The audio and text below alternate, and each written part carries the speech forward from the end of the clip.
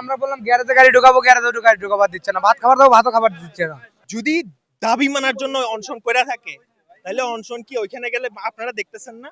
এই তো 6 দিন কেন যাবে? একটা জিনিস, একটা মানে এমন তো না যে বাংলাদেশে মাথা নাই। দর্শক দেখছেন কুরাইশ নিউজ। দাঁড়িয়ে আছি তিতুমির কলেজের সামনে। তিতুমির বিশ্ববিদ্যালয়ের দাবিতে সাধারণ শিক্ষার্থীরা যে আন্দোলন কর্মসূচি পালন করছে এবং আমরণ অনশন করছেন, সেটাই দেখানোর চেষ্টা করছি।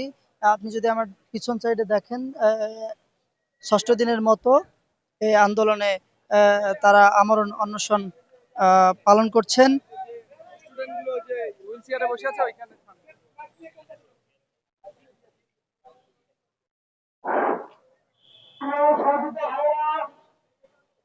টানা 6ষ্ঠ দিনের মতো এই কলেজের সামনে, মূল ফটকের সামনে শিক্ষার্থীরা আমরণ অনশন করছেন।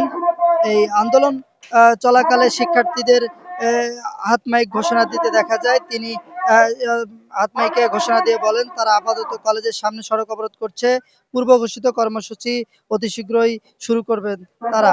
অ্যাম্বুলেন্স সহ অন্যান্য জরুরি পরিষেবা যানবাহন তারা যেতে দিবেন, কিন্তু কোনো যানবাহন যেতে দিবেন না। চলমান এই আন্দোলনে যুক্ত শিক্ষার্থী আলী আহমেদ বলেন, মোট 10 জন শিক্ষার্থী অনশন করছেন, এর মধ্যে 6 জন আমরণ অনশন করেছেন, বাকি 4 জন গণ অনশন করেছেন। তাদের মধ্যে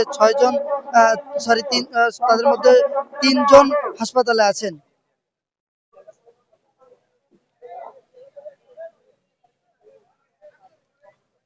আপনারা দেখতে পাচ্ছেন এক পাশে মহাখালী এবং আরেক পাশে যেই গুলশানের রাস্তা, সেটি তারা ব্লক করে রাখছে এবং যারা আহত আছে হসপিটাল থেকে আসার পরেও তারা এই মূল ফটকের সামনে অবস্থান করছেন। আমরা বললাম গ্যারেজে গাড়ি ঢুকাবো, গ্যারেজে গাড়ি ঢুকাবার দিচ্ছে না, ভাত খাবার দাও, ভাতও খাবার দিচ্ছে না। হ্যাঁ, দুপুর বেলা আমরা ভাত খেতে যাবো ভাই। ভাই আমার গ্যারেজের সামনে ভাই, আমি গাড়ি এখানে রাখি ভাই, গ্যারেজ আমি গাড়ি এখানে তালা মারি, হোটেলে ভাত খাবো ভাই, তাও যাবার দিবে না ভাই আমাকে ভাত খাবার। এখন কি করব আসলে, আমরা সাধারণ জনগণ পড়ছি ফাটাবাসের চিপায়। না বর্তমান সরকার কোনো ব্যবস্থা নিতে পারতেছে, না তারা কোনো সুষ্ঠু সমাধানে আসতে পারতেছে। এখন তারা তাদের দাবি নিয়ে 6-7 দিন যাবত রাস্তা বন্ধ করে রাখছে। যেমন এখন আমি একটু আর্জেন্সির জন্য এই সামনে যাব, আমি অনেক দূর ঘুরে যাইতে হবে। এখন এটা আমরা তো বিপদে। এই তো 6 দিন কেন যাবে? একটা জিনিস, একটা মানে এমন তো না যে বাংলাদেশে মাথা নাই। বাংলাদেশে এত বড় বড় মাথা আছে, স্টুডেন্টদের সাথে কি একটা মানে সমঝোতায় আসা যায় না? তো ওইটাই আর কি, ওই যেটা বললাম, প্রোটোকলে যারা চলতেছে তাদের প্রবলেম হচ্ছে না। আমরা দেখি এখন এটা কত দূর যায়।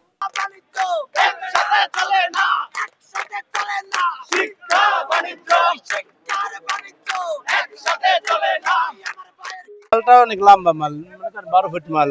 ওই চিপা গলে ঢুকলে মানে ঘুরান যাচ্ছে না গাড়ি, সেই জন্য সিটি সেল টাওয়ার এই জায়গায় যাবে, টাওয়ারে এরা যাইতে দিতেছে না। যদি দাবি মানার জন্য অনশন করে থাকে, তাহলে অনশন কি ওইখানে গেলে আপনারা দেখতেছেন না? রিপোর্টাররা দেখতো না হইলে, কভার করতো না হইলে? না, অনশন যদি করে তাহলে অনশন কি ভিতরে, গেটের ভিতরে করলে মানুষ দেখবে না? এইখান থেকে মহাখালী পর্যন্ত, প্রথমে এখানে, তারপর মহাখালী কতক্ষণ, তারপর আবার এখানে, তারপর আবার মহাখালী কতক্ষণ, ওইখানে রুটের গাড়িও বন্ধ, এখানে রুটের গাড়িও বন্ধ। তো এইভাবে বন্ধ কইরে তারপরে দাবি কেন দেখাইতে হবে?